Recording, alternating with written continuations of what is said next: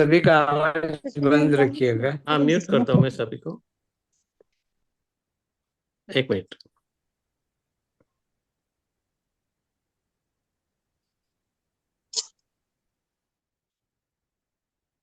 हमारा श्री आप अनम्यूट कीजिए, को होस्ट कीजिए उनको।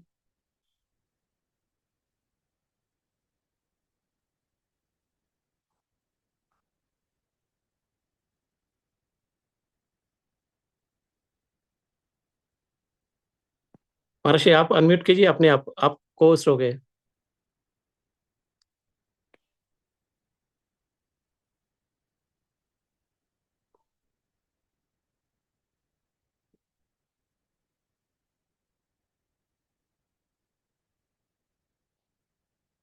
हम्म।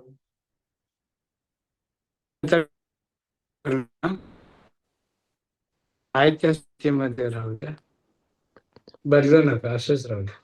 नमः श्रीवर्धमानाय निर्धूत कलिलात्मने सालोकानां त्रिलोकानां यद्विद्यादर्पणायते सरस्वती नमस्तुभ्यं वरदे कामरूपिणे व्याख्यानारंभ करिष्यामि सिद्धिर्भवतु मे सदा. जय बोलो अनंतानंद सिद्ध परमेष्टि भगवान की जय. जय बोलो ऋषभादि महावीरांत चतुर्विंशति तीर्थंकर परमेष्टियों की जय हो. वर्तमान शासन नायक भगवान महावीर स्वामी की जय हो. जय बोलो दार्शनिक आचार्य समंत भद्र महाराज जी की जय हो. आचार्य गुरुवर श्री कुंतु सागर जी महाराज की जय हो. जय बोलो 3 करोड़ मुनि राजों की जय हो. बोले वह श्री ज्ञानी की आचार्य विद्यानंद मुनि महाराज की जय जय हो, हो, जय जय हो, हो, जय जय हो। हो। हम सभी मिलकर स्वाध्याय कर रहे हैं. आप सभी स्वाध्याय प्रेमी, जिनवाणी के आप रसपान करने वाले और जिन धर्म के प्रति अनुरक्त आप सभी श्रावक सुधी श्रोता, पंचम काल चल रहा है. इस काल में न हमें शायद सम्यक दर्शन की प्राप्ति हो सकती है, न हमें केवल ज्ञान अथवा और सर्वावधि परमावधि आदि ज्ञान हो सकता है, न हम कोई विशिष्ट चारित्र आदि की अनुपालना कर सकते हैं. लेकिन हमारा सौभाग्य ये कहना चाहिए कि हम लोग मनुष्य बन गए. मनुष्य बनना बहुत बड़ी बात है. पचेंद्रिय संधि मनुष्य बन गए. आर्य कुल में जन्म हुआ, आर्य भूमि पर जन्म हुआ, कर्म भूमि पर जन्म हुआ, और इसके साथ साथ जिन धर्म हमें मिला है, जिनागम का श्रवण करने का अवसर अपने को मिला है, जो कि यह सम्यक दर्शन का कारण कहा जाता है. आए दिनों में हम लोग इस प्रथम अधिकार में सम्यक दर्शन की चर्चा कर रहे हैं. हमारे आचार्य ने सम्यक दर्शन को 4 अनुयोग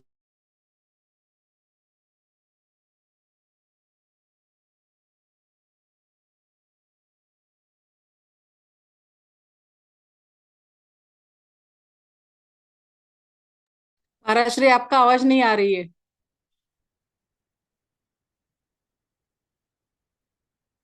हॉटस्पॉट चालू करेल सगळं.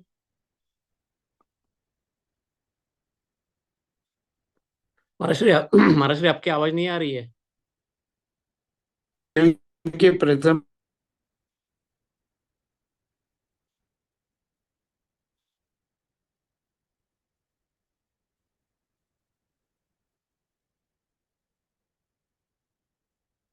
महर्षि आपकी आवाज नहीं आ रही है।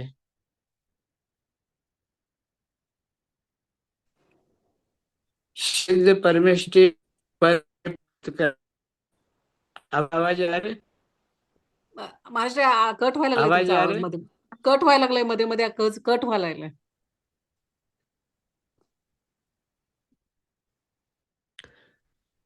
महाराष्ट्री अब आपका आवाज नेट। आ रही? हाँ, आ रही है महाराष्ट्री। हमें सिद्ध पद को प्राप्त करना है।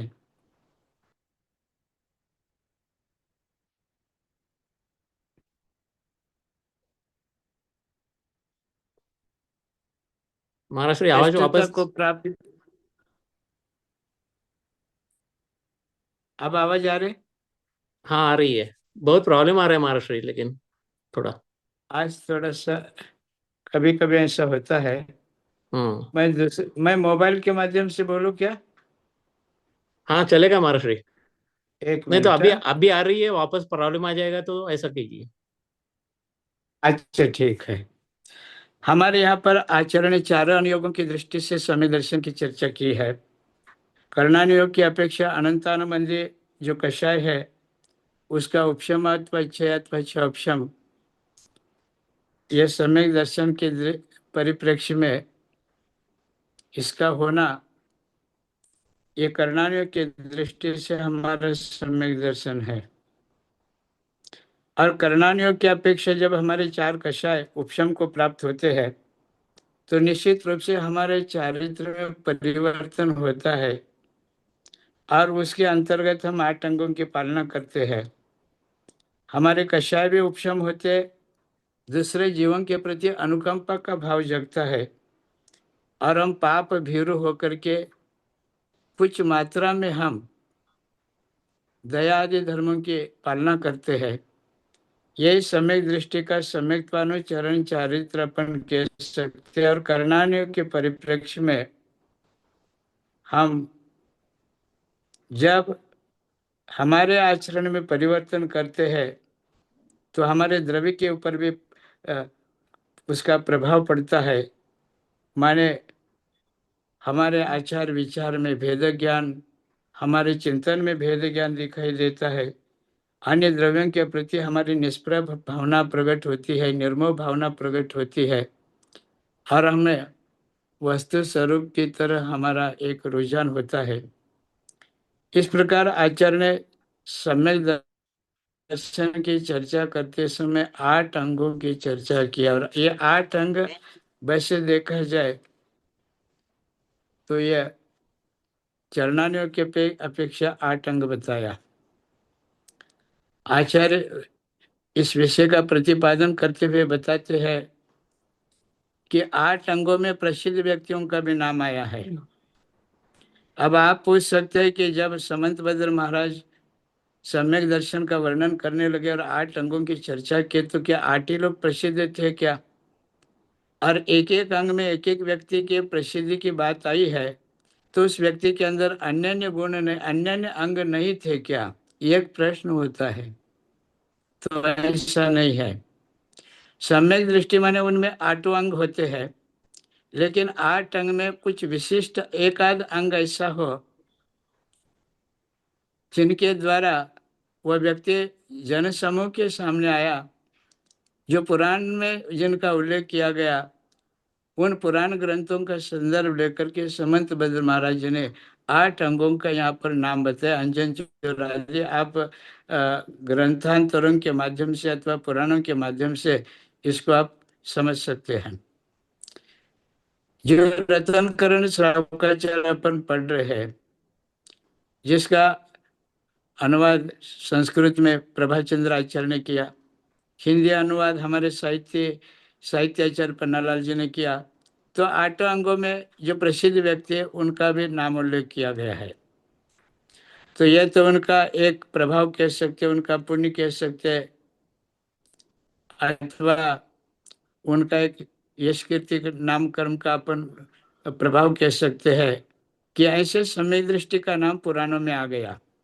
जब जब ऐसे पुराण कोई पढ़ेगा ना, तो निश्चित उनके मुख पर वह व्यक्ति आएगा कि हाँ, ये व्यक्ति इस अंग में प्रसिद्ध हुआ, ये व्यक्ति इस अंग में प्रसिद्ध हुआ करके। अब दूसरा प्रश्न ये आता है, क्या जो व्यक्ति प्रसिद्धि में नहीं आए, क्या वह सम्यक दृष्टि नहीं थे क्या? क्या उनके अंगों में कोई विशेषता नहीं थी क्या? तो उसका समाधान ये है, इनसे भी ज्यादा सम्यक दर्शन को निर्दोष परिपालन करने वाले भी लोग हो सकते हैं। लेकिन प्रसिद्धि में नहीं आए। जैसे उदाहरण के लिए हमारे यहाँ पर बहुत सारे विद्वान ऐसे हैं जिनकी विद्वत्ता की कोई सानी नहीं है, लेकिन संबंध भारत में और भारत के बाहर उनको प्रसिद्धि मिले, ऐसी कोई बात नहीं है। कुछ लोग अपने गुणों से कुछ सीमित क्षेत्र में प्रसिद्धि को प्राप्त होते हैं, लेकिन सीमा के बाहर उनको प्रसिद्धि नहीं मिलती। कुछ लोगों में कम विद्वत्ता रहती है, लेकिन यश कीर्ति का उदय होता है। तो कहने का मेरा तात्पर्य यह है कि इन 8 अंगों में जो प्रसिद्ध व्यक्ति है उसको अपन थोड़ा सा गौण रखे, लेकिन इतना अपन समझ सकते कि सम्यक दर्शन का बहुत बड़ा महत्व है। बिना सम्यक दर्शन मोक्ष मार्ग प्रारंभ हो ही नहीं सकता। इसलिए हमने पहले भी एक बार कभी कहा था कि पुण्यवान 2 प्रकार के लोग होते हैं, एक साथी से पुण्यवान और दूसरे निरति से पुण्यवान। अथवा एक को हम पुण्यवान कह सकते, एक को अपन साथी से पुण्यवान कह सकते। मिथ्या दृष्टि का जो पुण्य है वो मिथ्यात्व के साथ है। मिथ्या दृष्टि भी पुण्य करता है, लेकिन उस पुण्य को अपन साथी से पुण्य नहीं कह सकते, क्योंकि मिथ्या दृष्टि का पुण्य संसार सुख तो दे सकता है, लेकिन उस पुण्य से वह मोक्ष मार्ग में नहीं लग सकता है, क्योंकि उनके साथ मिथ्यात्व है। संसार सुख भोग सकता है, प्रसिद्धि प्राप्त कर सकता है, उन्हें मान सम्मान इत्यादि मिल सकता है, सांसारिक भोगों को प्रचुर मात्रा में वह भोग सकता है। वह उनके पूरे पुण्य का उदय कहा जा सकता है, अथवा इस जन्म का पुण्य कह सकते हैं, लेकिन उनके किए गए पुण्य को अपन साथी से पुण्य नहीं कह सकते। साथी से पुण्य तो वही कहा जाएगा जो सम्यक के साथ किया जाता है और वह पुण्य मोक्ष मार्ग में उपयोग में आता है। तो इस प्रकार हमारे आचार्य ने एक सराग सम्यक दर्शन बताया, दूसरा वीतराग सम्यक दर्शन बताया। अब सरागता की जहां तक बात आती है, सराग माने देव शास्त्र गुरु के प्रति जो श्रद्धा रखा जाता है और जो कुछ सुना जाता है, जिनेंद्र भगवान की वाणी सुन रहा हूं मैं, जिनेंद्र भगवान को सुन रहा हूं, जिनेंद्र भगवान के मुख से जो कुछ निकला है वही गुरुओं ने ग्रहण किया है, वही शास्त्रों में निबद्ध है। इसलिए मैं न गुरु पर श्रद्धा रख रहा हूँ, न शास्त्र पर श्रद्धा रख रहा हूँ, न मैं गुरु की बात मान रहा हूँ, न शास्त्र की बात मान रहा हूँ, मैं मान रहा हूँ जिनेंद्र भगवान को। इस प्रकार जिनेंद्र भगवान के प्रति जो अकाट श्रद्धा रखते हैं वही उनका निशंकित अंग कहा जाएगा। और वह कैसा है तो निरपेक्ष भाव, किसी भी प्रकार अपेक्षा नहीं रखते हुए भगवान की वाणी पर जो श्रद्धा है, भगवान ने जो कहा है सो भगवान ने कहा है। इसलिए आज मैं जनवाणी से जो सुन रहा हूँ, गुरुओं से जो सुन रहा हूँ, वह साक्षात में जिनेंद्र भगवान को ही सुन रहा हूँ। इस प्रकार ठोस श्रद्धा जब होती है तो वही सम्यक दर्शन का कारण बनता है। इसलिए आचार्य ने 8 अंगों में सर्वप्रथम निशंक बताया। शंका, नो शंका, किसी भी प्रकार शंका नहीं। जिज्ञासा रूप होना अलग है, लेकिन भगवान के वाणी के प्रति किसी भी प्रकार संदेह नहीं रखते हुए, इसलिए सर्वप्रथम निशंक बताया। निकांक्ष, निस्वार्थ भाव से बताया। इस प्रकार एक एक बात आचार्य ने वर्णन किया, जिसकी चर्चा में गए सप्ताह किया था। और आचार्य ने बहुत अच्छा एक कार्य का रखा है। नांगेन मलम चेतुम दर्शनम जन्म संतत्यम नहीं मंत्रोक्षरण्यनो निहंति विश्वेदना। ये जो श्लोक समंतभद्र आचार्य ने दिया है वह किस बात की महिमा बता रहे कि सम्यक दर्शन में 8 अंग का महत्व है, 8 अंगों का महत्व है। किसी एक अंग में भी विकलता हो तो चरणानियों के परिप्रेक्ष्य में उनका सम्यक दर्शन विकल है, माने उनका जो सराग सम्यक है ना वो विकल है। अब सरागता की जहां तक बात है, मैं कहूं सराग माने यहाँ पर भक्ति पर सर, जो कुछ अपन करते हैं, भगवान की स्तुति, गुरुओं की स्तुति, जिनेंद्र भगवान की स्तुति, शास्त्र की स्तुति, जो कुछ अपन करते हैं ना, ये राग सहित होने के कारण ये सराग है। और सरागता के साथ जो सम्यक दर्शन होता है वह सराग सम्यक है। और यह प्रारंभ होता है चौथे गुणस्थान से लेकर के लगभग छठे सातवें गुणस्थान तक, छठे गुणस्थान तक विकल्प अवस्था में होता है और धीरे धीरे आगे बढ़ते हुए फिर सराग तक कम होती है।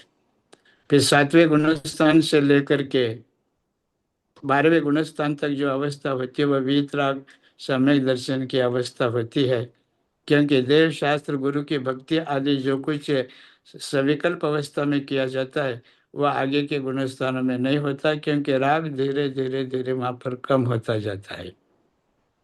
इसलिए छठे गुणस्थान तक सराग सम्यक दर्शन है और आगे जाकर के यही सराग सम्यक वीतराग सम्यक के रूप में परिणत होता है। लेकिन यह वीतराग सम्यक दर्शन वीतराग चारित्र का अविनाभावी है। इसलिए जहाँ पर वीतराग सम्यक है वहाँ पर वीतराग चारित्र है, जहाँ पर वीतराग चारित्र है वहाँ पर वीतराग सम्यक है। यह आगे के गुणस्थानों में हमारे यहाँ पर 6 आयतन बताया देव शास्त्र गुरु, और उनके जो आयतन स्वरूप जो भी है, जिन धर्म जिनागम जिन चैत्य जिन चैत्यालय, अथवा सम्यक दर्शन की उत्पत्ति जिससे होती है, सम्यक दर्शन का संरक्षण जिससे होता है, उसकी पुष्टि जिससे होती है, यह सारा जो परिकर है ना, यह सराग दशा में होता है। इसलिए यह सराग दशा भी सम्यक दर्शन को पुष्ट करने के लिए कारण होता है। इसलिए आचार्य यहाँ पर यह कह रहे हैं कि किसी प्रकार प्रमाद मत करो। एक अंग का पालन किया, दूसरे अंग में हम शिथिल हो गए तो हमारा सम्यक दर्शन कभी शुद्ध नहीं कहा जा सकता। इसलिए नांगहीन मलम छेतुम, आचार्य ने कितना अच्छा उदाहरण दिया। अंगहीन जो भी सम्यक दर्शन है वह हमारे जन्म संतति माने जन्म परंपरा, इसको नष्ट नहीं कर सकता वह सम्यक दर्शन, अगर उसमें कोई खोट हो, दोष हो, विकलता हो। और बहुत अच्छा उदाहरण दिया, नहीं मंत्र शरण्यो निहंति विष वेदना।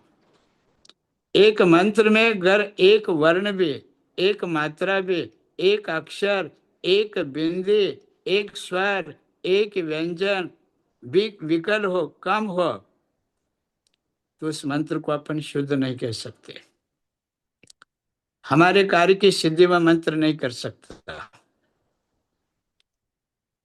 अब मंत्र सिद्धि करते हैं, उसमें जो विकल्प होते हैं उनकी तो बात अलग है।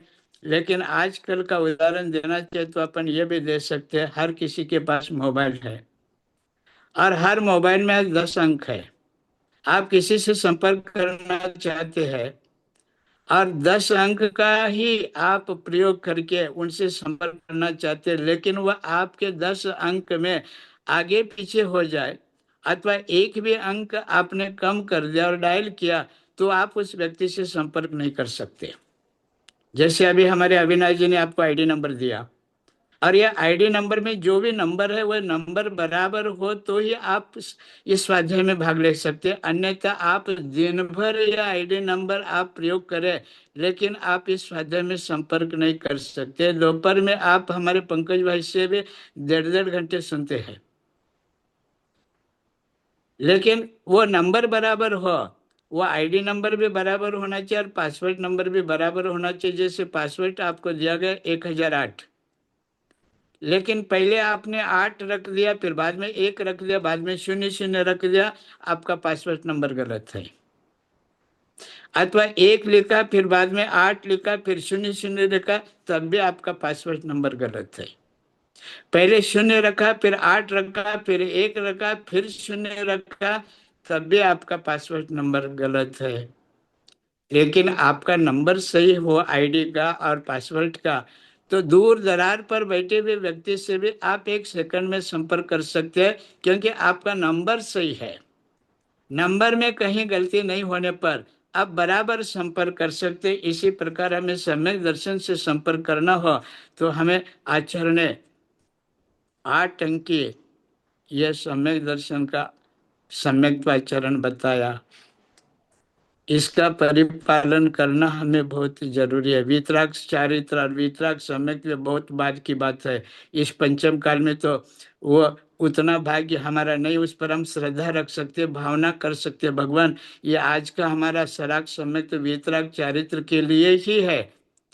वीतराग सम्यक तो प्राप्त करने के लिए सम्यक दर्शन में आज पाल रहा हूं, लेकिन ये सराग सम्यक में भी इतनी ताकत है। यह सराग सम्यक हमारे आधे संसार को नष्ट करता है। वीतराग सम्यक तो अगर चारों गतियों को नष्ट करने की शक्ति रखता है, तो ये सराग सम्यक तो जो है ना, आधे सम्यक को कम कर सकता है, आधे गति को कम कर सकता है। क्योंकि सम्यक दृष्टि कभी नरक नहीं जाएगा, सम्यक दृष्टि कभी तिर्यंच गति में नहीं जाएगा। क्योंकि प्रथम गुणस्थान में नरक गति की बंद विचित्ति होती है और द्वितीय गुणस्थान में तिर्यंच गति की बंद विचित्ति होती है। माने सराग सम्यक तो माने देवशास्त्र गुरु की भक्ति स्तुति, उनका जय जयकार, उनका जो कुछ हमसे अभिषेक पूजन, उनकी आरती, उनका कीर्तन, गुण स्तवन और जनेन्द्र भगवान की स्तुति, उनके प्रति अनुराग, गुणेशु प्रीति, ये सारे जो क्या है, भगवान के प्रति हम प्रीति नहीं रख रहे, भगवान के निमित्त से हमारे आत्म गुणों के प्रति हम प्रीति रखते। वस्तुतः हम हमारे स्वाभाविक जो शुद्ध गुण है ना, उन गुणों के प्रति हम अनुरक्त हो चुके हैं। हमें अनंत ज्ञान प्रकट करना है, हम अनंत दर्शन प्राप्त करना है, अनंत सुख प्राप्त करना है, अनंत शक्ति को प्रकट करना है। और ये जिसने किया, उनके माध्यम से, उनको समझ करके ही हम उन गुणों को प्राप्त कर सकते हैं। उसका उपाय हमें समझ में आ सकता है। इसीलिए हम देवशास्त्र गुरु के प्रति भक्ति रखते हैं। जैसे एक व्यक्ति 12 वर्ष तक एक सोने के सुवर्णकार के हाथ में काम किया और 12 साल में इतना वह निष्णात हुआ, इतना निष्णात हुआ, माल कहाँ से लाना, कितने में लाना, कितने में बेचना, ये सारा जो क्या उसकी कसौटी क्या है, वो शुद्ध है क्या अशुद्ध है, उसको कैसे परखना, ये बराबर, और ग्राहकों के साथ अपन कैसे व्यवहार करना, कैसे अपने माल को व्यवसाय को बढ़ाना, ये सब किसी के साथ में रहना, तो उनको बराबर आगे का बिजनेस करने की कला अवगत हो जाती है। फिर वह अपना अलग से व्यवसाय करता है। इसी प्रकार हमारे आत्मगुणों को प्राप्त करने के लिए हम भगवान की भक्ति कर रहे हैं। हमें जो निशंक बताया ना, ये निशंक के पीछे उद्देश्य यह है, क्योंकि यह मार्ग भगवान के अलावा कोई भी हमें दिखा नहीं सकता। संसार के बाहर निकलने का रास्ता किसी और के पास नहीं है, तो वह जनेन्द्र भगवान के पास ही है, क्योंकि वह वीतराग है और सर्वज्ञ है। सर्वज्ञ है, इसलिए वो मार्ग दिखाने में कभी गलती नहीं कर सकते। और वीतराग होने के कारण कोई किसी प्रकार स्वार्थ नहीं होने के कारण हमें वह धोखा भी नहीं दे सकते। और ये वीतरागता सर्वज्ञता होने के कारण उनके अंदर हितोपदेश गुण भी प्रकट हो चुका है। इसलिए हमें बराबर मंजिल तक पहुंचाने वाले बस देव शास्त्र गुरु हो सकते, दूसरा कोई नहीं हो सकता।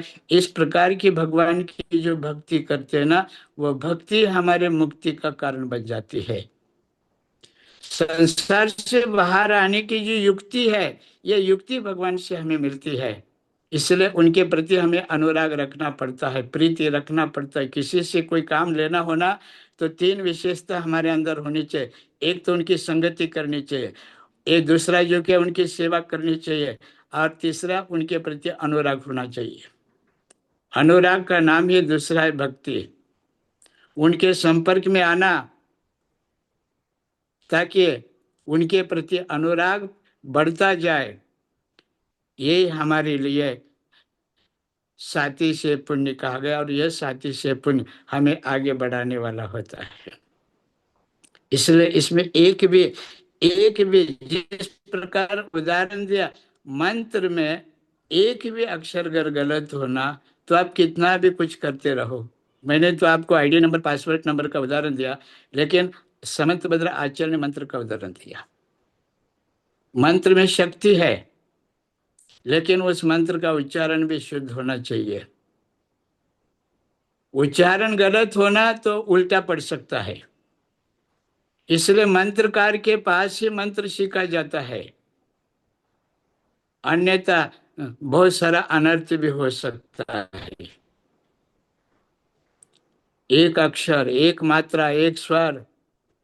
हमारे पांडवों की माँ का नाम कुंती था, लेकिन ऊपर की एक बिंदी हटा दो ना, तो कुत्ती हो जाता है।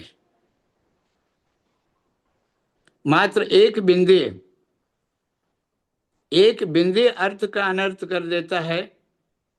इसलिए व्याकरण ग्रंथों में बिंदी का भी महत्व है। इसलिए मंत्र जाप आप कितना करते हैं, इससे ज्यादा महत्व यह है कि आप किस विधि से करते हैं। कोई कहते हैं मैं 11 माला फेरती हूँ, कोई कहता है मैं 21 माला फेरती हूँ, कोई कहते हैं 5 माला फेरती हूँ, कोई कहता है 1 माला फेरती हूँ। लेकिन कितना फेरते, इससे भी ज्यादा महत्व किस समय फेरते आप, किस दिशा में बैठ करके आप मंत्र जाप कर रहे हैं, किस विधि से आप कर रहे हैं, आपका उच्चारण किस प्रकार हो रहा है। यह सारी बातें, और जिसने आपको मंत्र दिया उस व्यक्ति के प्रति आपकी कितनी श्रद्धा है। शारीरिक शुद्धि हो, मानसिक शुद्धि हो, वाचनिक शुद्धि हो। वाचनिक शुद्धि का अर्थ शब्द शुद्ध हो, अर्थ शुद्ध हो। जिसने आपको मंत्र दिया उसके प्रति श्रद्धा हो, उनका उपकार अपन कभी भूले नहीं, उनके प्रति कृतज्ञ भाव। जीवकांड ग्रंथ में तो याद है, पता है, एक गाथा, एक श्लोक, एक पद भी किसी ने पढ़ाया तो उनके प्रति श्रद्धा हो, उनका नाम नहीं छिपाना, यह अन्य गुण है। मंत्र के प्रति बहुमान होना चाहिए। किस विधि से किस समय मंत्र जाप करना चाहिए, यह कार्य शुद्धि भी होना चाहिए। जब तक ये मेरा कार्य पूर्ण नहीं होता तब तक मैं कोई एकाध रस आदि एकाध नियम मैं स्वीकार करता हूँ। इसको उपधान कहा। ये 8 प्रकार की शुद्धियां जब होती है ना, तब हम ज्ञान सिद्ध करते हैं। इसी प्रकार मंत्र सिद्ध करते हैं। इसलिए समंत भद्राचार्य ने बताया, नांग हीन मलम चेतुम दर्शनम जन्म। दर्शन माने सम्यक दर्शन की क्या महिमा है। आचार्य ने बताया, जन्म संतति, जन्म परंपरा को नष्ट करने में समर्थ है। माने संसार भव भ्रमण को नष्ट करने में यह सम्यक दर्शन समर्थ है। इसलिए किसी भी आचार्य ने जब भी ग्रंथ लिखा, चाहे वह आत्मानुशासन हो, चाहे समयसार ग्रंथ हो, चाहे अन्य हमारा तत्वार सूत्र हो, अन्य जितने भी ग्रंथ है ना, सबसे पहले आचार्य ने शुरुआत की सम्यक दर्शन से। और सम्यक दर्शन ना हो तो जैन धर्म में उसको मिथ्या दृष्टि का, मिथ्या दृष्टि। जैन धर्म में मिथ्यात्व शब्द का प्रयोग आता है, मिथ्या दृष्टि है। सम्यक दृष्टि ना हो तो वह मिथ्या दृष्टि। जो भगवान को नहीं मानते, ईश्वर को जो नहीं मानता, हिंदू लोग उनको नास्तिक कहते हैं। और इस्लाम धर्म में बताते हैं कि जो उनके आराध्य को जो नहीं मानता वह काफिर है।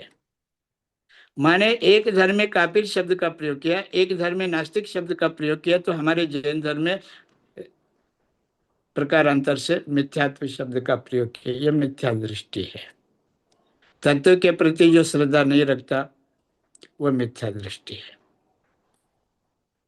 और अक्षर की महिमा, हमारे यहाँ पर एक महासेन आचार्य हो गए जो आंध्र प्रदेश में रहते थे। उनका एक संघ था। उस संघ में एक पत्र पहुंच गया गिरनार से, जहाँ पर हमारे दर्शन आचार्य रहते थे। बहुत वृद्ध हो चुके थे, समाधि की साधना चल रही थी, सिद्धांत के वेता थे, और उनके पास जो ज्ञान था वह ज्ञान उनके बाद वो लुप्त होने वाला था। जिन शासन को सुरक्षित रखने के लिए, जिन सिद्धांत को सुरक्षित रखने के लिए उनको विकल्प होने लगा, मेरे पास का जो ज्ञान है वो कोई ग्रहण कर ले। और उन्होंने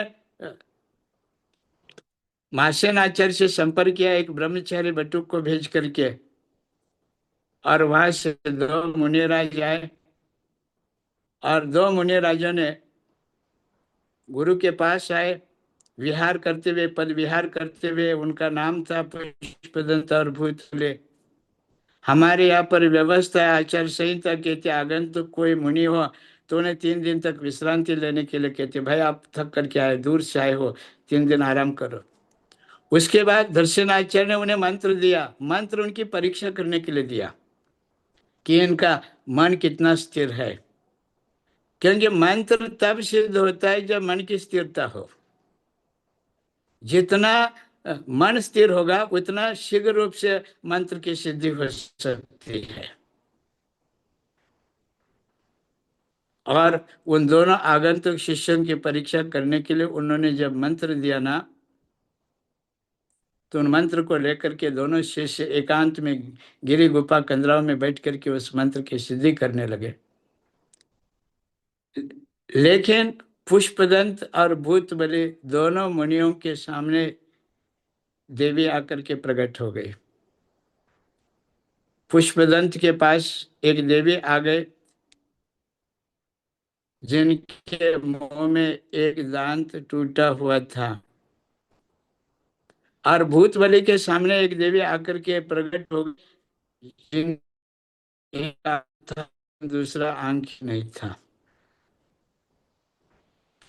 ध्यान करने के बाद दोनों शिष्य एक जगह पकड़ के बैठे और कहने लगे कि मुझे ऐसा स्वप्न पड़ा कि मुझे एक आंख वाली देवी दिखाई दी, और दूसरा कहने लगा मुझे तो एक दांत टूटा हुआ दिखाई देने लगा।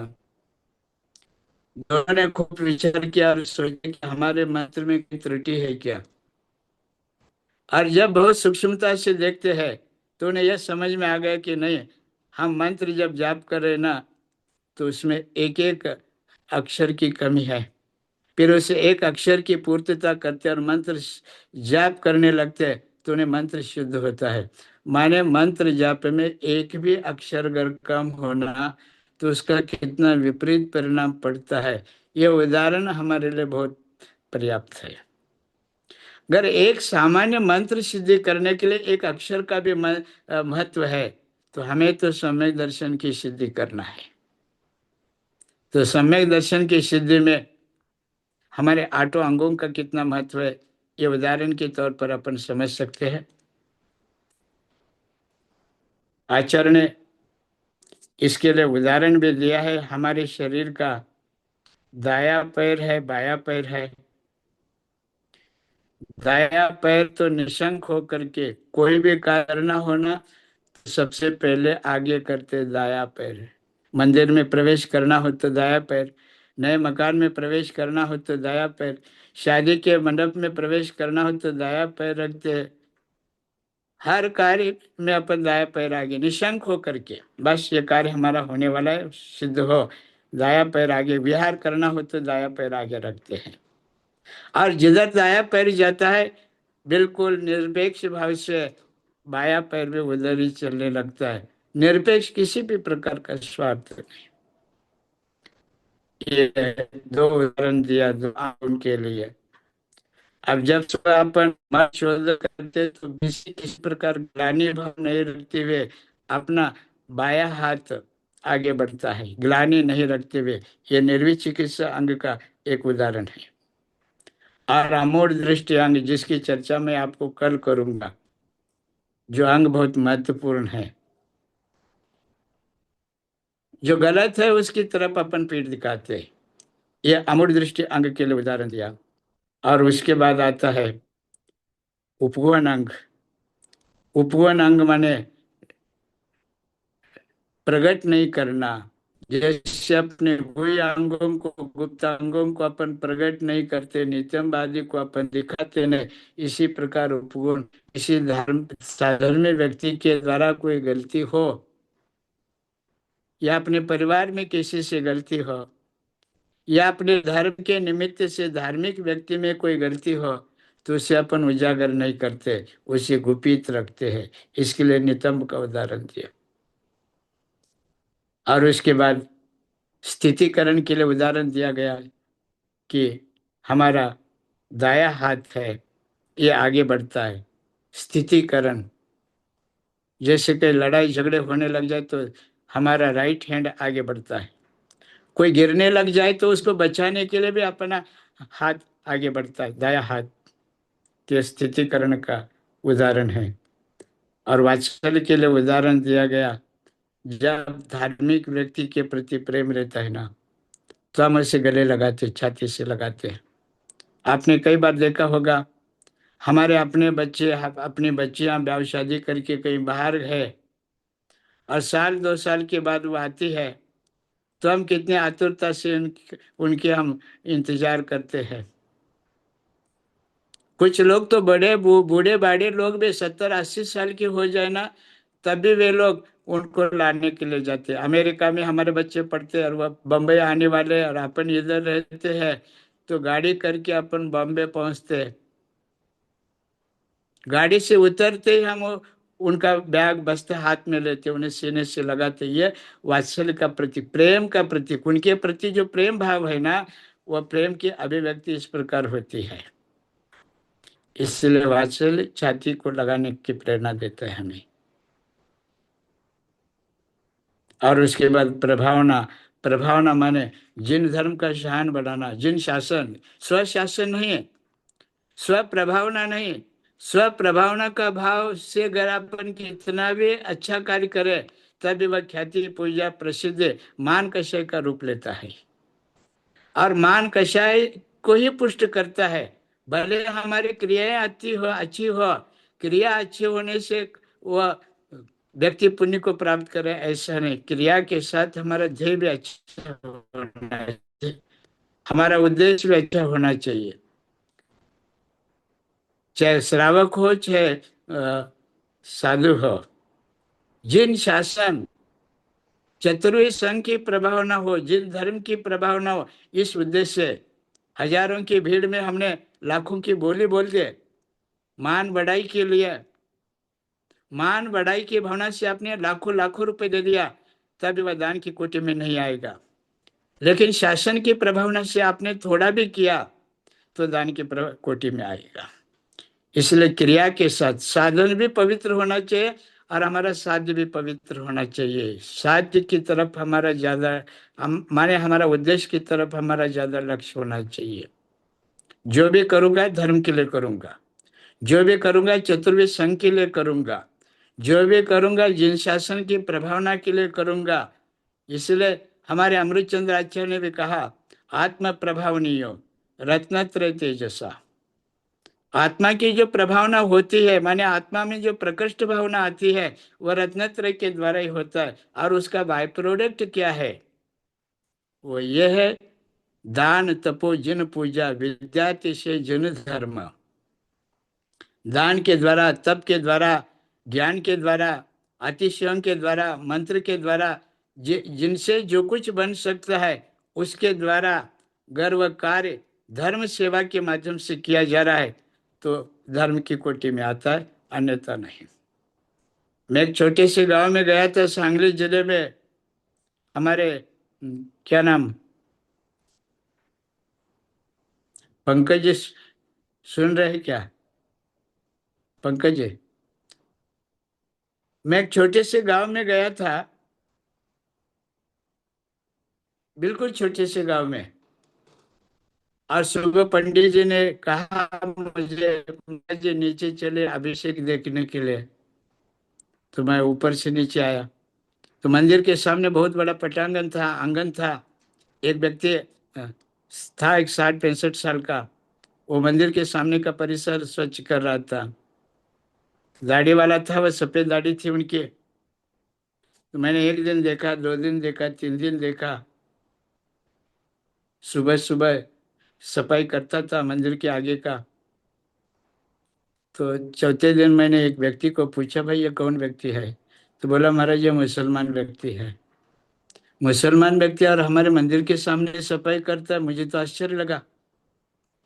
बोले, हाँ महाराज, हमारे यहाँ पर 12 साल के पीछे जो क्या पंचकल्याणक हुआ था, और पंचकल्याणक देखने के बाद न जाने उनका क्या भाव हुआ, और तब से लेकर के आज 12 साल हो गए मंदिर के सामने आकर के सुबह सुबह 5 बजे से लेकर के 6 बजे तक यह मंदिर का साफ सफाई करता है, मंदिर के बाहर का परिसर स्वच्छ करता है। तो मैंने पूछा, इनको तनख्वाह क्या देते हैं? तो वह श्रावक कहने लगा, महाराज जी जब ये व्यक्ति 1 महीने तक पहले पहले सफाई किया ना, तो हमारे पंच लोग उनको पूछते हैं कि भाई तुम 1 महीना हो गया सफाई कर रहे हो, तुमको क्या देना? तो बोला, बताऊंगा आपको। 2 महीने हो गए, 6 महीने हो गए, साल पूरा हुआ, दीपावली हो गया, दीपावली के बाद भी उनको पूछा गया, भाई बोलो आपको क्या देना, 1 साल से आप सफाई करे हो हमारे यहाँ पर? तो उसने इतना कह दिया, मुझे आपका कुछ नहीं चाहिए, मुझे सिर्फ इतना चाहिए कि आपके समाज में से कोई व्यक्ति समय शिखर से जा रहा होना, तो मुझे भी समय शिखर से जाने के लिए बोल देना, और मुझे एक बार आपके समय शिखर जी का दर्शन करना। जैनों का क्षेत्र, जैनों का काबा और हिंदुओं क्या की बात। काशी जैसे अगर कोई क्षेत्र है, तो वह समय शिखर जी के महिमा मैं बरसों बरसों से सुनता हूँ। आपके समाज में से हर साल कितनी गाड़ियां जाती है, आसपास के गांवों के लोग भी शिखर जी के नाम से खूब जाते हैं। तो आपका समय शिखर जी मुझे जाना है। मुझे आपका तनख्वाह नहीं चाहिए, न कपड़ा चाहिए, न हमारा कोई पगार चाहिए, मुझे सिर्फ समय शिखर जी एक बार दर्शन लेना, बस इतना ही दे दो मुझे।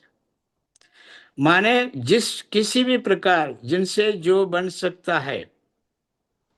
हमारे केवल भगवान सूर्य जैसे है, आर्यंत भगवान चंद्रमा जैसे है। आज सूर्य और चंद्रमा जैसे हम धर्म की प्रभावना, धर्म की ज्योत्सना, धर्म का प्रकाश फैला नहीं सकते, लेकिन छोटे छोटे दिए तो अपन बन सकते हैं ना। जिनके पास जो है उनके पूरे पुण्य से आज हमारे पास जो ज्ञान है, तो ज्ञान हम अपने तक ही सीमित रखे ना, तो हमारे साथ ही वह ज्ञान लुप्त होगा, आगे उसका लाभ किसी को भी नहीं मिलेगा। किसी के पास धन है, धन के माध्यम से वह जन धर्म की प्रभावना कर सकता है। किसी के पास बुद्धि है, तो बुद्धि के माध्यम से प्रभावना कर सकता है। कोई वैराग्य मार्ग पर आगे बढ़ रहा है, तो उनको अपन प्रेरित करके हम उस मार्ग पर लगा सकते हैं। येन केन प्रकारेण। जैन धर्मों की संख्या, जैन समाज की संख्या कम है, हालांकि जैन धर्म अति प्राचीन है, अनादि काल का यह धर्म है। क्वालिटी भी हमारी बहुत अच्छी है। हमारा इतिहास अगर देखे, पढ़े, समझे, तो जैन धर्म में जन्म लेना ही अपने आप में बहुत साथी से पुण्य कह सकते अपन। लेकिन इस पुण्य से हमें जो कुछ मिला वो सिर्फ यहीं तक सीमित नहीं रहे। जब तक हमें मोक्ष की प्राप्ति ना हो, तब तक हमें जैन धर्म मिलता रहे।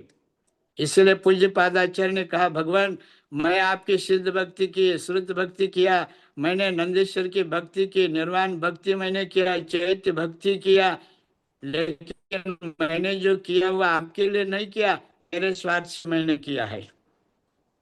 कुछ लोग कहते हैं मंदिर में आकर के भगवान से मांगना नहीं चाहिए, भगवान हमारे कोई वीतरागी वो कुछ देते नहीं है, भगवान से मांगना नहीं चाहिए। लेकिन हमारे पूज्यपाद आचार्य को पूछो ना, भगवान आपकी भक्ति करने के बाद मांगना चाहिए क्या नहीं मांगना चाहिए? तो पूज्यपाद आचार्य कहते हैं, भाई कौन क्या करता है ये तो मुझे कोई लेना देना नहीं, मैं तो भगवान के पास मांगता रहूंगा। मैं आपकी जो भक्ति की हूँ मेरे स्वार्थ से किया है, मैंने आपके लिए कुछ नहीं किया, क्योंकि आपके लिए किया तब भी आपको कोई लाभ नहीं, और मैंने नहीं किया तब भी आपका कोई नुकसान नहीं, क्योंकि आप वीतरागी है, आनंद सुख संपन्न है, आप में कोई फर्क नहीं पड़ेगा। आपकी स्तुति भक्ति करने से आपके सुख में वृद्धि नहीं होगी, और कोई आपकी निंदा करे तब भी आपके सुख में हानि नहीं होगी। आप जैसे है वैसे है। केवल ज्ञान प्राप्त होने के बाद जो अनंत सुख की प्राप्ति और अनुभूति पहले समय में हुए, अनंत काल तक वैसे अनुभूति होती रहेगी, आप में कुछ फर्क नहीं पड़ेगा। लेकिन अगर मैं आपकी भक्ति नहीं करूं, तो मेरे जीवन में फर्क अवश्य पड़ेगा, मैं मांगूंगा। पूज्यपाद आचार्य कहते हैं, तव पादो मम हृदय, मम हृदयम तव पदद्वैलीनम, तिष्ठतो जिनेन्द्र तावत यावन निर्वाण न संप्राप्ति। भगवान जब तक मुझे मुक्ति की प्राप्ति ना हो, तब तक मेरे हृदय में आपका चरण वास करे, और आपके चरणों में मेरा हृदय समर्पित हो। माने मांगने में कोई कमतरता नहीं रखी। हम लोग क्या मांगते हैं? बेटी की शादी हो, बेटी को जॉब लगे, हमारा धंधा पानी अच्छा चले, नया घर हमारा जल्दी तैयार हो जाए, कोर्ट कचहरी चल रहा हो तो मेरे तरफ से फैसला, नाना प्रकार के सांसारिक आइटम अपन भगवान से मांगते हैं। माने मांगते समय क्या मांगना चाहिए और कितना मांगना चाहिए इसका भान भी नहीं रखते अपन। जबकि पूज्य पदाचार्य हमें सिखाते, मांगना हो तो पूरा मांगना, क्योंकि एक बार मांगे ना तो दोबारा मांगने का नौबत नहीं आ जाए, ऐसी कोई चीज मांग लो। मांगना हो तो एक चक्रवर्ती के पास कोई गया और चक्रवर्ती को कहने लगा, साहब मुझे 1-2 बीघा जमीन दे दो। अरे चक्रवर्ती के पास गए तो जमीन मांगने लगे। आप चक्रवर्ती ने पूछा क्या करोगे जमीन लेकर के? कुछ नहीं, हल जोतूंगा, फिर बीज वपन करूंगा, फिर उसके बाद पानी निड़ाई गुड़ाई करता रहूंगा, फिर उस खेत में काम करूंगा और जो क्या मेरा पेट पालूंगा। अरे चक्रवर्ती के पास गए तो जो मांगना चाहिए सो मांगना चाहिए। आपने मांगने में क्या मांगा आपने? इसी प्रकार भगवान के पास जाते जाने पर या भगवान की भक्ति करते समय एक ही चीज मांगना चाहिए, भगवान मुझे सम्यक दर्शन की प्राप्ति हो, मेरा 8 अंग सुरक्षित रहे। क्योंकि कहा जाता है, आपने करणानियों ग्रंथ में सुना पढ़ा होगा, समझा होगा कि एक बार सम्यक दर्शन प्राप्त जिन्हें भी हुआ, भले वह अंतर्मूर्त के लिए भी प्राप्त होना, वह जीव भव्य है इतना तो निश्चित हुआ।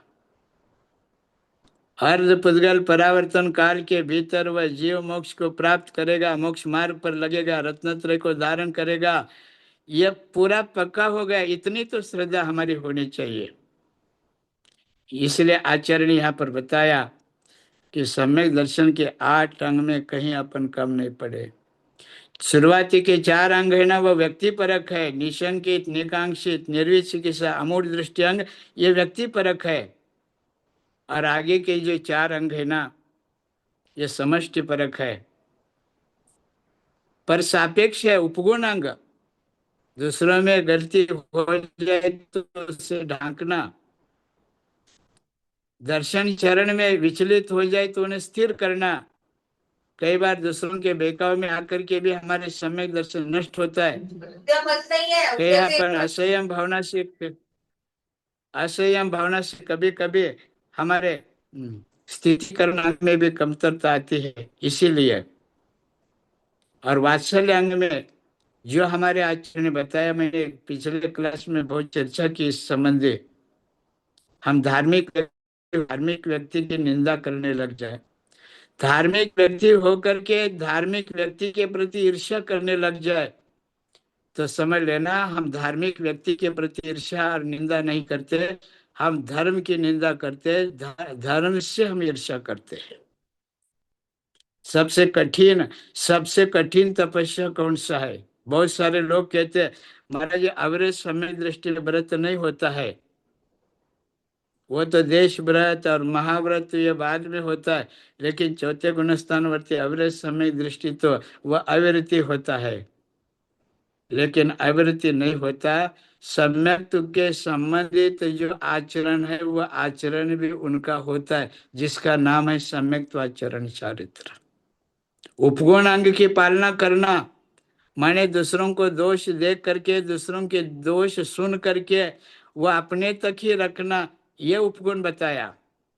बहुत कठिन नियम है। घी छोड़ना, शक्कर छोड़ना, तेल छोड़ना, दही छोड़ना, अष्टम के दिन चतुर्दशी के दिन उपवास रखना, एकासन करना बहुत आसान है। लेकिन किसी की कोई बात, किसी संघ की बात, किसी श्रावक की बात जब अपन सुनते हैं ना, कब हम दूसरों को जाकर के बोलेंगे? माने सम्यक दर्शन के ये 8 अंग में महत्वपूर्ण अंग हमारे अंदर। 4 व्यक्ति मिल, एक व्यक्ति 4 व्यक्तियों के बीच बैठने लग जाए ना, तो वह 1-2 व्यक्ति को शराबी बना लेता है।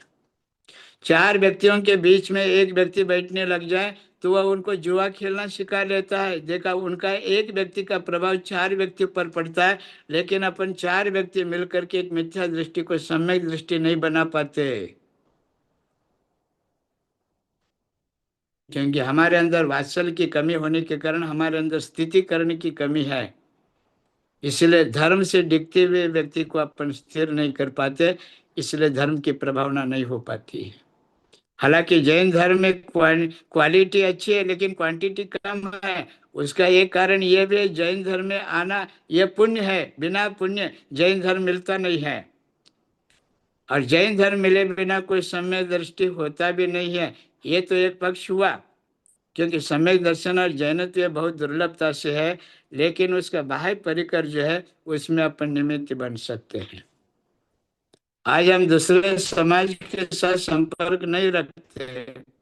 जैनों ने कभी धर्म परिवर्तन करने का प्रयत्न नहीं किया, कभी जैनों ने जो है तलवार लेकर के अथवा और कुछ लेकर के कभी बलात्कार नहीं किया अन्य संप्रदाय और अन्य मतावलंबियों के ऊपर।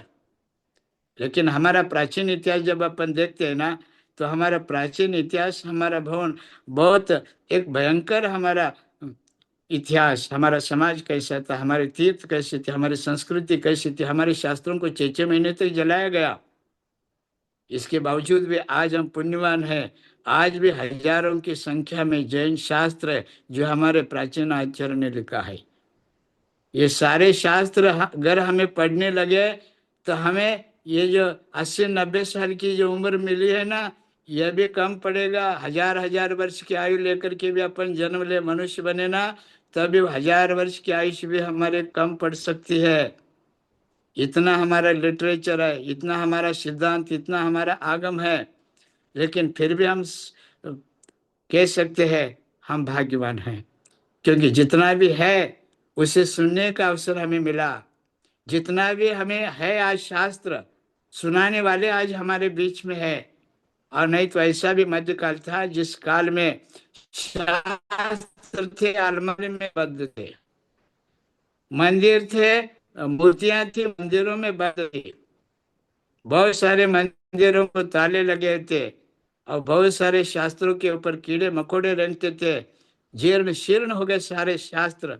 लेकिन फिर भी आज हमारा सौभाग्य कह सकते हैं, जिन शास्त्रों को पढ़ करके कम से कम अपन समय दर्शन तो प्राप्त कर सकते हैं। बंधु, आपका समय हुआ।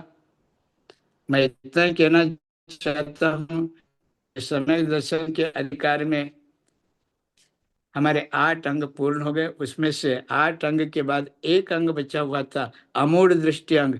उसकी चर्चा हमने बहुत सी नहीं की थी, कल इसकी चर्चा हम करेंगे। अमूढ़ दृष्टि अंग क्या है, उसका स्वरूप क्या है, उसके भेद क्या है, उसका प्रभाव हमारे मानस पटल पर कैसे पड़ता है, और उस मूर्तांग के द्वारा हमारा सम्यक दर्शन कैसे दूषित होता है, इसकी चर्चा अपन करेंगे। और काल दोष की वजह से आचार्य समंत भद्र महाराज के साथ साथ बहुत सारे आचार्यों को अपने ग्रंथों में, चरणान्य ग्रंथों में अनायतनों का वर्णन करना क्यों पड़ा, 3 मूर्ताओं का वर्णन क्यों करना पड़ा।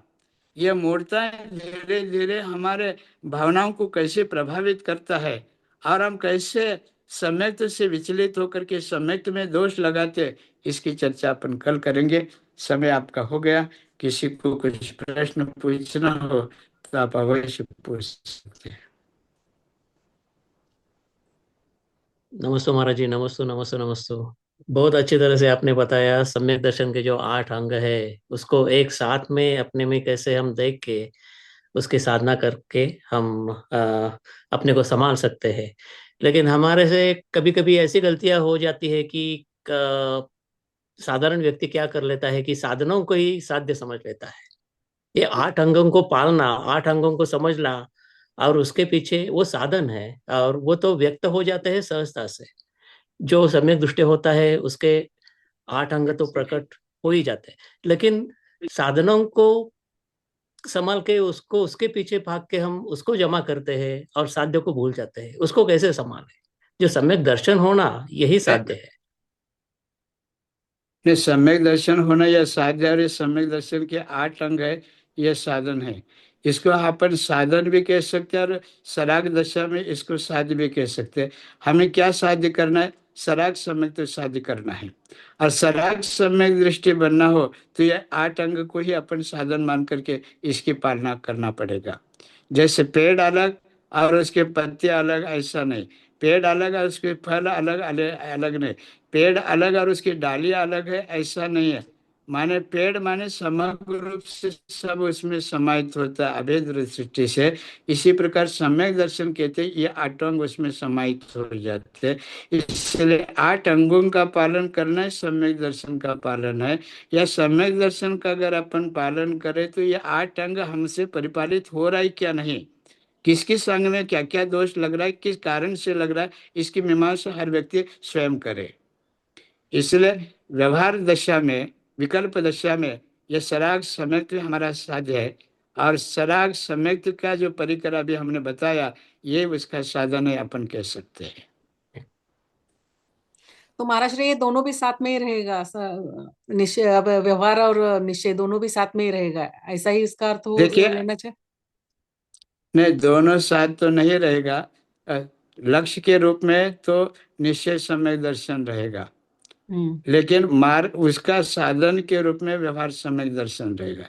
निश्चय समय दर्शन और व्यवहार समय दर्शन साथ ही रह रहा है, तो फिर ये प्रश्न ये आएगा, फिर चौथे गुणस्थान में जब व्यवहार समय दर्शन प्राप्त हुआ तो क्या निश्चय समय दर्शन भी हुआ क्या, यह प्रश्न आएगा। जबकि निश्चय समय दर्शन निश्चय चारित्र का अविनाभावी है। इसीलिए जैसे कोई यहाँ का व्यक्ति, जैसे आप समझो, यहाँ मैं जहाँ पर हूँ, नासिक समझ लीजिए, नासिक का व्यक्ति अगर अमेरिका आना चाहता है तो पहले बार बम्बई में पहुंचेगा। बम्बई में कैसे पहुंचेगा? टैक्सी से पहुंचेगा, और वहां पर बम्बई पहुंचने के बाद एरोप्लेन में बैठेगा और सीधा अमेरिका पहुंचेगा। जब अमेरिका जाने के लिए घर से निकला तब टैक्सी का आलम्बन लिया। टैक्सी उस समय साधन है, साध्य नहीं है, क्योंकि टैक्सी में बैठ कर के वह अमेरिका पहुंचेगा नहीं। लेकिन बम्बई पहुंचने तक तो टैक्सी साधन हो गया। फिर विमान में बैठेगा, फिर वहां उतरने के बाद फिर वह विमान को भी छोड़ेगा और अपने घर में पहुंचेगा। इसी प्रकार व्यवहार समय दर्शन को हो, आप निश्चय समय दर्शन को, ये दोनों ही साधन है। साध्य तो हमारे आत्मा का स्वभाव है, जो कर्म निरपेक्ष है, स्व स्वभाव शुद्ध है, जिसे अपन परिणामिक भाव कहे तब ये कोई इतराज नहीं है। उस स्व स्वभाव को प्राप्त करना है। लेकिन ये बीच का पड़ाव है, दोनों एरोप्लेन में भी बैठे और आप टैक्सी में भी बैठे, एक साथ नहीं हो सकता। इसलिए दशा यानी चौथे गुणस्थान से लेकर के छठे सातवें गुणस्थान तक ये हमारे दर्शन की दशा है। और फिर आगे शुक्ल ध्यान आदि जो अपन मानते हैं, सातवें समझो आठवें समझो, वहां से जो क्या है फिर निश्चय रत्न शुरू होता है। इसलिए दोनों अभिनव रूप में मत लीजिएगा, नहीं तो चौथे गुना यहाँ पर अविरत समय दृष्टि कहा, वहां पर अविरत समय में व्यवहार चारित्र नहीं है, वहां निश्चय चारित्र कैसे प्रकट होगा? बहुत निश्चय अच्छा महाराज। चरित्र के साथ ही निश्चय चरित्र, निश्चय समिति के साथ ही निश्चय चारित्र, और निश्चय चारित्र के साथ ही निश्चय समिति साथ रहता है। लेकिन व्यवहार चरित्र के साथ अविनाभावी संबंध नहीं बैठ सकता है। कुछ लोग मिटाने का प्रयत्न कर रहे हैं, इससे आगे की प्रतिमा, आगे के देश व्रत महाव्रत लेने से बिल्कुल उदासीन हो गए। सबसे समाज में जो है स्वास्थ्य प्रेमियों के सामने समस्या है इन जनागम की व्यवस्था को ठीक से समझाने और ठीक से समझाना। सम्यक दर्शन को सब कुछ मान करके चल, तो यह तो ऐसा हो गया, हमने मूंगफली बो दिया खेत में, और 4 दिन के बाद जो क्या है, बस उस मूंगफली के बीज को उखाड़ करके आप देखने लगे क्या इसको फल लगे क्या? तो ऐसा नहीं होता है। वह बीज है, अभी विकसित होगा, अंकुरित होगा, बाहर आएगा, फिर धीरे धीरे विकसित होगा, फिर उसके बाद उसमें फल लगेंगे। सम्यक दर्शन बीज जैसा है। बहुत बहुत अच्छा। अच्छा महाराज जी। इसलिए हाँ, ठीक है, आगे। पंकज भाई आज आप बता रहे, वंदना आपको भी, और आपको भी कुछ पूछना है या कुछ बात करनी है तो आप अनम्यूट अच्छा, करके पूछ सकते आचार्य भगवान के श्री चरणों में बारंबार योग शुद्धि पूर्वक नमोस्तु करता हूँ। बाकी सभी व्रती को वंदना और बाकी सभी को जय जय करता हूँ।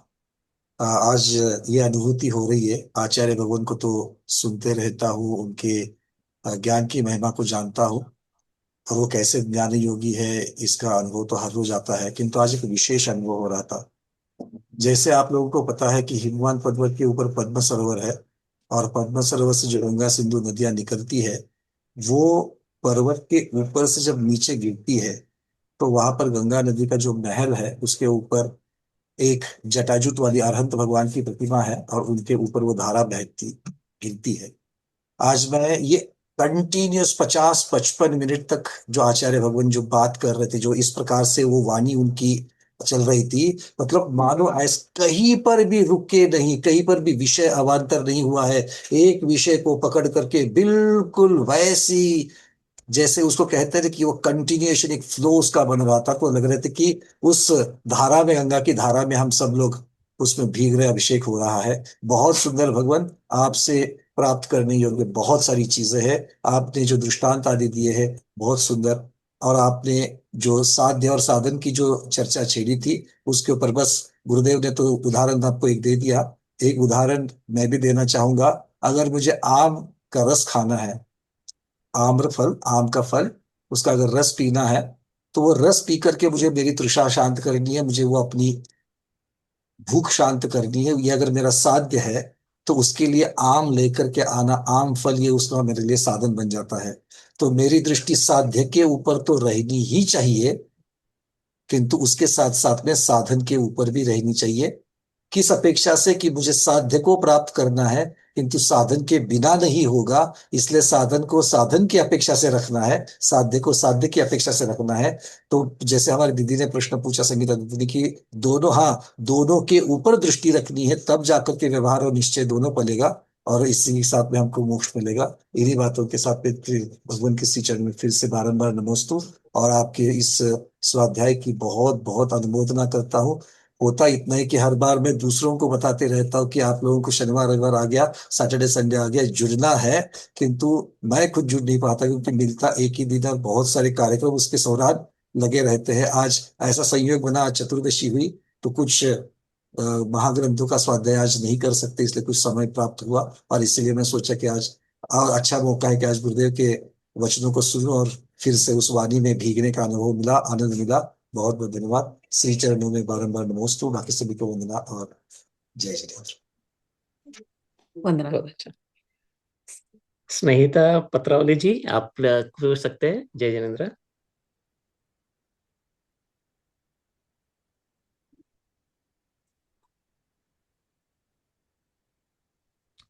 वंदना दीदी। नमस्तु हाँ ठीक है, हाँ बोलिए। यस, नमस्तु महाराज श्री, नमस्तु नमस्तु नमस्तु। सूतक पातक में स्वाध्याय, जाप और सामयिक कर सकते हैं क्या? देखिए, सूतक पातक जब लगता है तो पहली बात अभिषेक ना करे, शास्त्र हाथ में ना लेवे, जिनेन्द्र मूर्ति को स्पर्श ना करे, और इसके साथ गुरुओं को आहार भी नहीं देवे। दूर बैठ करके आप चाहे तो स्वाध्याय सुन सकते हैं, दूर बैठ करके मानस्तम आप आदि कर सकते हैं, लेकिन सक्रिय रूप से स्वयं उसमें भाग नहीं ले सकते, क्योंकि वहां पर हमारे कालाचार के ऐसी क्रिया कुछ निषेध है।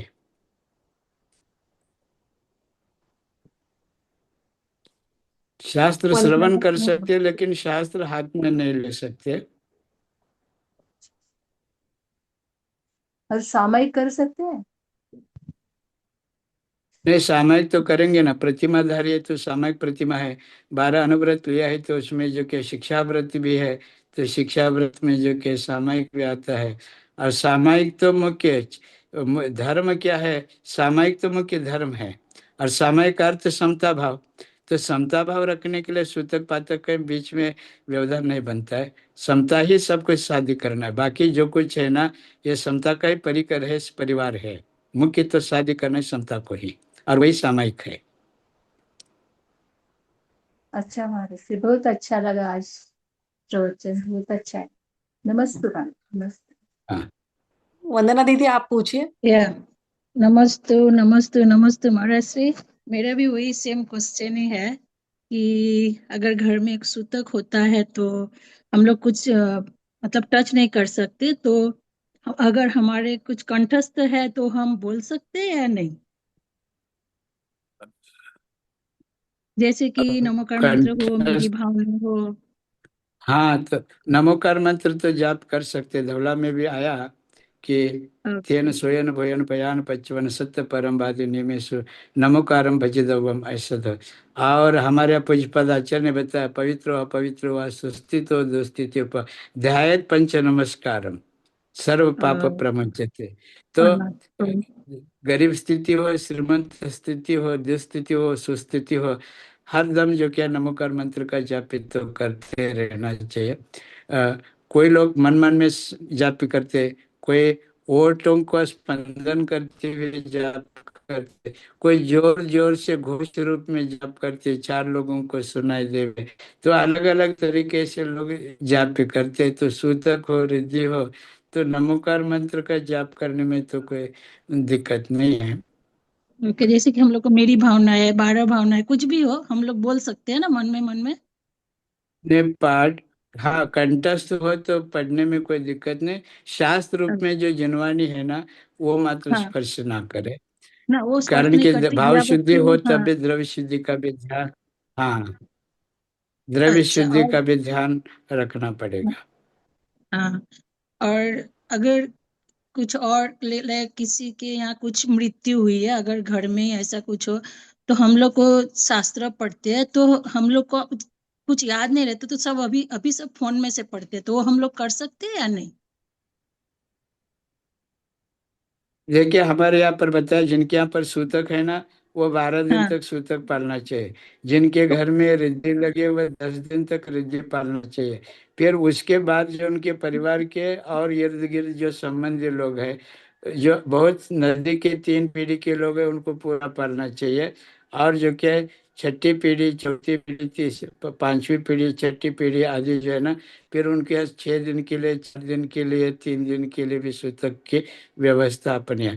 लेकिन किसी के घर में मृत्यु हो और मृत्यु के प्रसंग में आप उनके घर में पहुंचे और उस देह को, शरीर को स्पर्श किया हो, तो 1 दिन का तो सूतक पालना चाहिए। उस दिन जो क्या है, न मुनियों को आहार देना चाहिए, न अभिषेक करना चाहिए, न शास्त्र हाथ में लेकर के पढ़ना चाहिए। उस दिन पूरा 1 दिन सूतक पालना है। मान लीजिए सुबह सुबह 5 बजे किसी की डेथ हो चुकी है और आप वहां पर हाँ। चले गए और स्पर्श करके आ गए, तो जो क्या उस दिन वहां से आए और सीधे मंदिर में घुस गए, अभिषेक पूजा करने लगे, मुनियों को आहार देने लगे उस दिन, तो कम से कम 1 दिन जो क्या है, परहेज रखना चाहिए। अच्छा, तो हम लोग जो अगर संबंध है ना, लाइक हाँ हाँ, 10 दिन तक जैसे कि जाते हैं एक तो जगह। शास्त्र पढ़ते हैं, तो वो हम लोग जो फोन में से पढ़ते हैं तो वो भी नहीं पढ़ना चाहिए, फोन में से देख के भी नहीं पढ़ना चाहिए। अब देखिए, पहले तो शास्त्र की बात है, शास्त्र को हमने जिनवानी माना है। अब हाँ। जिनवानी को अपन 3 बार ढोक देते हैं। जिनवानी को अपन चावल चढ़ा करके 4 पुंज चढ़ाते हैं, अर्घ्य भी हाँ। चढ़ाते हाँ। हैं। हाँ। तो ये या शास्त्र की बात है।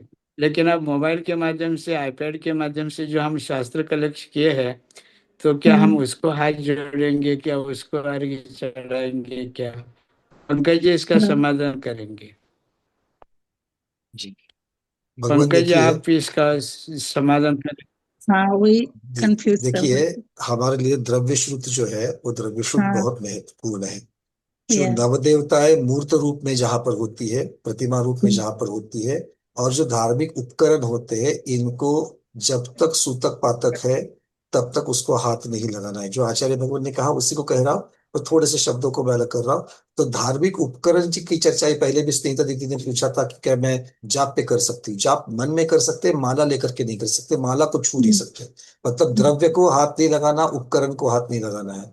ठीक है। दूसरी बात अभी आचार्य श्री ने जो कही थी, उसमें एक चीज को आपको ध्यान रखना है कि जिस दिन मृत्यु हुई है, शव को भले आपने हाथ नहीं लगाया है, किंतु या आगे के 3, तीसरे, चौथे, 5वें, जब तक उनका सूतक पातक खत्म नहीं होता है, वृद्धि खत्म नहीं होती है, तब तक अगर उनके घर में अगर आप जा रहे हो, उनको छू रहे हो, उनके घर की चीजों को छू रहे हो, उनके कपड़ों को छू रहे हो, तो आपको 1 दिन का पातक लगता ही लगता है, 1 दिन की वृद्धि लगती ही लगती है। तो अच्छा। इसीलिए अच्छा। वहां से घर में आने के पश्चात सीधे सीधे जैसे आप अंतिम क्रिया से आते हो, वैसे सीधे नहाने जाकर के कपड़े भिगो करके आपको स्नान करके गंधोदक लेने के बाद ही आप शुद्ध होते हो। नहीं तो आपको 1 दिन का पातक मानना पड़ेगा। ये पक्का है। ये हम गुरुमुख से जो जो हमने पाया है वो चीजें हाँ। हम हाँ, आपको बता रहे हैं, बराबर है। क्योंकि इतना डिटेल्स आपको कई ग्रंथों और गाथाओं में नहीं मिलेगा। नहीं। तीसरी महत्वपूर्ण बात यह है कि आप जब, जैसे भी आपने पूछा, तो द्रव्य श्रुत का, जिनवानी का स्वरूप बदलते गया है। तो जब पहले 683 साल अगर बांडो ग्रंथ नहीं थे, तो 683 साल महावीर भगवान के निर्वाण के बाद जब भी मौखिक से, जब वो लिखित स्वरूप में जब भी पहली बार आई, तभी बहुत सारे प्रश्न उठे थे। अरे ये तो कागज है, ये तो कहाँ से आता है, ये तो लकड़ी से आता है, वो तो जीव है, ये है वो है। बट धीरे धीरे धीरे वो स्वरूप भी मान्य हुआ। उसके बाद में चल करके ताम्रपट की चर्चा हुई, उसके बाद में आकर के किताबों की चर्चा हुई, फिर किताब की स्याही की चर्चा हुई, शुद्धता अशुद्धता बहुत चर्चा हुई। तो तो ये सब चीजों की तरफ देखिए तो आज का जिनवानी का स्वरूप डिजिटल स्वरूप भी है। ठीक है, या तो चलिए। डिजिटल स्वरूप की अपेक्षा से हमें सूतक पातक की तरफ देखना पड़ेगा, द्रव्य श्रुत की तरफ देखना पड़ेगा, भगवान के फोटो की तरफ देखना पड़ेगा। भले उनको अर्घ नहीं चढ़ाते हैं, भले उनको हम पंच कल्याणक वाली मूर्ति का दर्जा नहीं होता, उसके सामने आप जाकर के पूजन वगैरह नहीं कर सकते हैं, सही बात है। किंतु जो व्हाट्सएप का फोल्डर है जिसके अंदर आपकी फाइल्स है, जिसके अंदर भगवंतों के वीडियो है, जिसके अंदर भगवंतों की आपकी प्रवचन है, उनके वीडियोस है, ये सारी चीजें हैं, उनको हमें इन दिनों में हाथ नहीं लगाना चाहिए। उसको छोड़ करके आपकी जो भी लौकिक है, व्हाट्सएप के ग्रुप है उसको खोलो, आपकी जो म्यूजिक की फाइल है वो करो, वो कुछ भी कर सकते हो। पर जितने भी आपकी ये स्वाध्याय वगैरह की जो बातें हैं वो द्रव्य श्रुत है, वो द्रव्य श्रुत का आज का डिजिटल फॉर्मेट है, वो द्रव्य श्रुत है, वो उसका उपकरण ही है। और उपकरण को, धार्मिक उपकरण को हाथ नहीं लगाना, इस अपेक्षा से उसको नहीं छूना चाहिए। हाँ, जिनको सूतक नहीं है, जिनको सूतक नहीं है, वो अगर सूतक वालों के घर में जाए, ठीक है, और कहीं भी छूताछूत ना हो करके ऐसी जगह पर बैठे कि भाई उनको सूतक नहीं लगने वाला है, छूताछूत नहीं होने वाली है, वो फिर अपने मोबाइल से निकाल करके अगर कुछ पढ़ करके दिखावे, अगर वो कुछ वहां पर संबोधन दे, जो याद है वो वाला स्वाध्याय सुनाए, इस प्रकार से आप उनको स्वाध्याय सुना सकते हो जिनको सूतक पातक नहीं है। तो तो अब हम सुन इसकी सकते हैं। ज्यादा चिकित्सा हम लोग नहीं कर सकते कि भैया यूट्यूब के ऊपर के वीडियो, क्योंकि मेरे लिए यूट्यूब के ऊपर की जो डिजिटल फाइल्स है वो डिजिटल फाइल भी मेरे लिए द्रव्य श्रुत है, ये मैं अपनी या बुद्धि से बता रहा हूँ। और जो द्रव्य श्रुत है और जो उपकरण है उसको हाथ नहीं लगाना चाहिए। ठीक है, हाँ, जिनको सूतक पातक नहीं है वो करे, ठीक है। अभी हमने स्वाध्याय की जिस प्रकार से व्यवस्था की, मेरे यहाँ पर स्वाध्याय में लोग बैठते हैं तो पूछते हैं कि भैया मैं क्या करूं, मेरे घर में सूतक पातक है, तो हम उनको क्या कहते हैं, आप हमारा स्वाध्याय शुरू होने से 5 मिनट पहले आप अपनी मीटिंग को चालू करिए। वो जूम की एक साधारण मीटिंग है। जब हम धर्म चर्चा शुरू करने से पहले ओम नमः सिद्धेभ्य बोलते हैं, वहां से वो मीटिंग धर्म सभा में परिवर्तित हो जाती है। जैसे कोई गुरु, जैसे हमारे आचार्य विद्यानंद महाराज है, वो जब वहां पर कोई हॉल में आ जाते हैं, कोई एक साधारण हॉल है, उस हॉल में आके, तो उसके पहले वो साधारण हॉल है, जिस समय वो वहां पर आकर के विराजमान हो जाते हैं, वो रत्नत्रय का एक स्वरूप का वो हॉल हो जाता है, वो धर्म सभा हो जाती है, वहां से वो धर्म सभा कर देती है। तो इसलिए पहले आप मीटिंग शुरू कर दो और उसके बाद में आप उसको हाथ मत लगाओ, आप आराम से दूर से बैठ करके उसको सुन लो। जब स्वाध्याय पूर्ण होता है, हम यहाँ से मीटिंग को क्लोज करते हो, अपने आप क्लोज हो जाता है, आपका एप्लीकेशन क्लोज हो जाता है, तो आपको ना छूने की जरूरत है ना कुछ है, किंतु आप सुन भी सकते हैं। तो ये, इसमें से कुछ हम लोगों ने मध्य मार्ग निकाले हैं, उसको तरीके से कर सकते हैं। ये मेरा वैयक्तिक मत है। आगम की अपेक्षा से देखा जाए, आगम में जितना आया है और गुरु मुख से हमने जितना पाया है, उसको अगर मैं सीमित करके बताऊं, तो धार्मिक उपकरणों को हाथ नहीं लगाना है, द्रव्य शुद्ध को हाथ नहीं लगाना है। ठीक है, चलिए, गुरुदेव आपके श्री चरणों में बहुत बहुत बारंबार नमस्ते धन्यवाद करता या हूँ। बहुत बहुत धन्यवाद। नमस्ते नमस्ते गुरुदेव। अच्छा जानने को मिला, बहुत दिन से कंफ्यूज थी मैं। ठीक है, और किसी को कुछ प्रश्न है?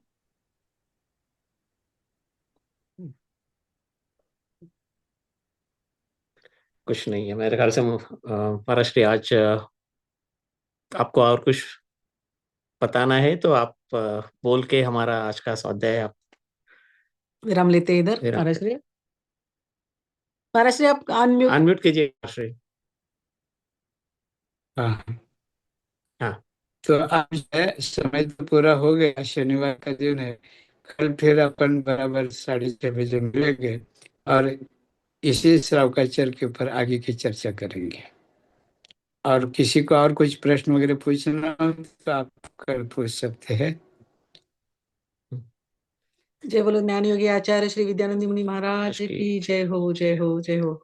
हम लोग जिनवानी बोलेंगे। वाणी के ज्ञान ते सूझे लोकालोक, सो वाणी मस्तक नमो सदा दे तो हो दो। 9 बार 9 का मंत्र। मैं मंत्र हाँ, याद मंत्र बोलिए करिए 9 महाराज। बार। ओम ह्रीं श्रीं क्लीं वद वद वाग्वादिनी भगवती सरस्वती अरणमुख कमलवासिनी पाप क्षयकारिणी सत्यवादिनी सरस्वती दिव्य नमः। ओम ह्रीं श्रीं क्लीं वद वद वाग्वादिनी भगवती सरस्वती अरणमुख कमलवासिनी पाप क्षयकारिणी सत्यवादिनी सरस्वती दिव्य नमः। ओम ह्रीं श्रीं क्लीं वद वद वाग्वादिनी भगवती सरस्वती अरणमुख कमलवासिनी पाप क्षयकारिणी सत्यवादिनी सरस्वती दिव्य नमः। सभी को खूब खूब आशीर्वाद। और आज की सभा यहीं पर अपन समाप्त करते हैं और कल बराबर 6:30 बजे फिर मिलेंगे, आगे की चर्चा करेंगे। सभी को आशीर्वाद। मेरा सभी को unmute शुभ कर सबको Unmute। अनम्यूट करते हैं सभी को। सभी को अनम्यूट किया है। नमोस्तु नमोस्तु महाराज। नमस्ते आचार्य जी। जयकारा गुरुदेव का, जय जय गुरुदेव। नमस्ते आचार्य जी। नमस्ते। नमस्ते महाराज। नमस्ते सभी को। जय सभी को जय जयेंद्र। सभी व्रतियों को वंदना। वंदना और जी। जय जिनेंद्र। जय जिनेंद्र। जय जय। जय जी। कल मिलेंगे वापस। जय जिनेंद्र सभी को। जय जिनेंद्र। जय जय। जय जिनेंद्र। जय जिनेंद्र।